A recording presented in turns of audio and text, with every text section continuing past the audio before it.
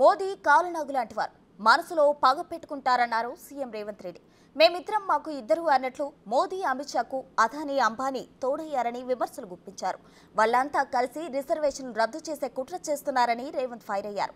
BJP అంటే Bharatiya Janata party కాదు, British Janata party అని ఎద్దేవా చేశారు. మతాలు జాతుల మధ్య చిచ్చుపెట్టి దేశాన్ని దోచుకోవాలని బీజేపీ ప్రయత్నిస్తోందని సీఎం అన్నారు. కేసీఆర్ కు చెప్పాకే బీవీ పాటిల్ బీజేపీలో చేరారని, బిడ్డ బెయిల్ కోసం జహీరాబాద్ లో బీజేపీని గెలిపించాలని కంకణం కట్టుకున్నారన్నారు. రిజర్వేషన్లు రద్దు కావాలంటే బీజేపీకి ఓటు వేయండి, రిజర్వేషన్లు పెంచాలంటే కాంగ్రెస్ కు అండగా నిలబడండి అని రేవంత్ పిలుపునిచ్చారు. మనల్ని బ్రిటిష్ వాళ్ళు ఎట్లా వెళ్ళిండ్రో తెలుసా మిత్రులారా?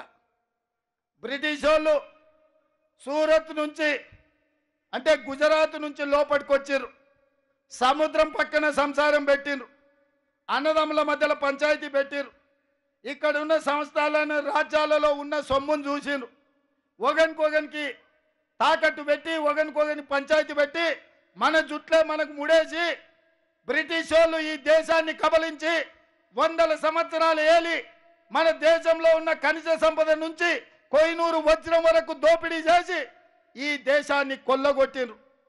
మళ్ళా 75 సంవత్సరాల తర్వాత ఆనాడు జవహర్లాల్ నెహ్రూ, పండిత్ జవహర్లాల్ నెహ్రూ గారు, సుభాష్ చంద్రబోస్, వల్లభాయ్ పటేల్, చంద్రశేఖర్ ఆజాద్, భగత్ సింగ్ లాంటి వీరులు నిటారుగా నిలబడి బ్రిటిష్ వాళ్ళను తరిమి ఈ దేశానికి స్వాతంత్రం ఇప్పించారు. మళ్ళా 75 ఏళ్ల తర్వాత అదే గుజరాత్ నుంచి అదే సూరత్ నుంచి ఇవాళ నరేంద్ర మోడీ, అమిత్ షా అని ఇద్దరు బయలుదేరిండ్రు. వాళ్ళకి ఇంకొక ఇద్దరు తోడైనరు. మేమిద్దరం మాకిద్దరు. ఎవరై అంటే నరేంద్ర మోడీ, అమిత్ షాకు అదానీ అంబానీ తోడైనరు. వీళ్ళు నలుగురు ఆలోచన ఒక్కటే, ఈ దేశంలో రిజర్వేషన్లు ఉంటే దళితులు, గిరిజనులు హక్కులు అడుగుతారు, అధికారంలో భాగం అడుగుతారు. ఇప్పుడు బలహీన వర్గాలను, ఓబీసీలను కూడా కాంగ్రెస్ పార్టీ గద్దెనెక్కించాలని చూస్తుంది. ఇక తమ చేతిలో ఈ దేశం ఉండదు, ఈ దేశ సంపద ఉండదని బ్రిటిష్ వాళ్ళలాగా తయారైనరు. వాళ్ళు బీజేపీ అని పెట్టుకుంటే నేను అదేదో భారతీయ జనతా పార్టీ అనుకున్నా. నిన్న మన బీజేపీ ఆయన ఒక ఆయన పెళ్లిలో కలిసి నవ్వుకుంటే చెప్తున్నాడు, అన్నా మాది బీజేపీ అంటే భారతీయ జనతా పార్టీ కాదు, బ్రిటిష్ జనతా పార్టీ. మా విధానం, మా ఆలోచన బ్రిటిష్ వాళ్ళ ఆలోచన. జాతుల మధ్య, మతాల మధ్య, ప్రాంతాల మధ్య, భాషల మధ్య, మనుషుల మధ్య చిచ్చు పెట్టాలి, విభజించాలి, గద్దెనెక్కాలి, దేశాన్ని దోసుకోవాలి. ఇదే విధానం. అందుకే ఇవాళ భారతీయ జనతా పార్టీ 400 సీట్లు అడుగుతుంది. మా దామన్న స్పష్టంగా చెప్పిండు, మోడీ కాల నాగులా అంటోడు, తోక దొక్కితే ఊకునే టైపు కాదు. పగ పెట్టుకుంటాడు, పగ పడతాడు, ఎక్కడున్నా ఇడవడు. అందుకే ఈ ఎన్నికల్లో ఎట్లయినా 400 సీట్లు గెలవాలి, రాజ్యాంగాన్ని సమూలంగా మారవాలి, ఈ దేశంలో ఉండే రైతులను అదానీ అంబానీలకు బానిసలుగా మార్చాలి, ఈ దేశంలో ఉండే దళితులు, గిరిజనుల, బలైన వర్గాల రిజర్వేషన్లు రద్దు చేయాలని కంకణం కట్టుకొని బయలుదేరిండు. మిత్రులారా, ఇవాళ మీరు ఆలోచన చేయండి.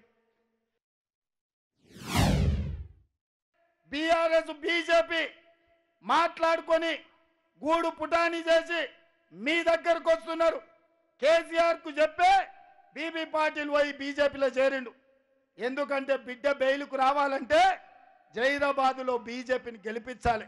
ఇదే ఒప్పందం చంద్రశేఖర్ రావుది. మెదక్ పార్లమెంట్ అడిగితే గాలి అనిల్ కుమార్ను తీసుకొచ్చి జైరాబాద్ ఇచ్చిండు. పాపం గాలికి పోయిండు. తెలిసిన వాళ్ళకి చెప్పుకొని ఏడుస్తున్నాడంట. ఆ జైరాబాద్ యాడుంది, నేను యాడికి పోవాలి, ఎవడు అడిగేటోళ్ళు లేడు, ఎవడు చెప్పేటోళ్ళు లేడు, ఏం చెప్పాలని పాపం గాలి అనిల్ కుమార్. ఇవాళ గాలి అనిల్ కుమార్ని అన్యాయం చేసి జైరాబాద్ ప్రజల్ని మోసం చేసి బిడ్డ బెయిల్ కోసం జైరాబాద్లో బీజేపీని గెలిపించడానికి ఇవాళ చంద్రశేఖర్ రావు కంకణం కట్టుకున్నాడు. ఇవాళ బీజేపీడు చెప్పనికేమీ లేదు. ఇక మీ దగ్గరకు వచ్చిన ఆయన బిజినెస్ పార్టీలని ఇంతకుముందే మిత్రుడు చెప్పిండు. ఆయన ఎవరా? అంగి మార్చిండు, రంగు మార్చిండు, టోపీ మార్చిండు, కానీ బుద్ధి మారిందా? బీఆర్ఎస్ నుంచి బీజేపీలోకి వచ్చిండు. నేను అడుగుతున్న మా మెదక్ నారాయణ ఖేడ్, మా కామారెడ్డి, ఎల్లారెడ్డి, బాన్సువాడ, జుక్కల్ మిత్రులను, ఆందోళన సోదరులను నేను అడుగుతున్నా, అంగి మార్చినా రంగు మార్చినా ఆయన ముఖానికి మసి ఊసుకొని మీ దగ్గరకు వచ్చిన బిజినెస్ పార్టీలను మీరు గుర్తుపడతారా? 10 ఏళ్ళు మీ ఎంపీగా ఉండి పార్లమెంట్లో ఒక్క రోజైనా మీ సమస్యల గురించి మాట్లాడిండా? సురేష్ శెట్కర్ గారు తీసుకొచ్చిన నేషనల్ హైవే ఇవాళ నేను తెచ్చిన అని చెప్పుకునే దివాలా పరిస్థితికి వచ్చింది. రిజర్వేషన్లు పోవాలంటే, ఎస్సీ ఎస్టీ బలహీన వర్గాలకు అన్యాయం జరగాలంటే మీరు బీజేపీకి ఓటేయండి.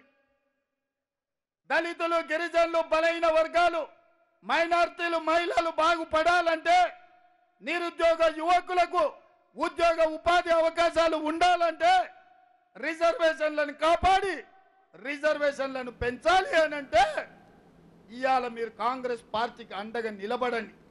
మీరే నిర్ణయించుకోండి. మీ భవిష్యత్తు మీ చేతుల్లో ఉంది. మీ పిల్లల భవిష్యత్తు మీ చేతుల్లో ఉంది.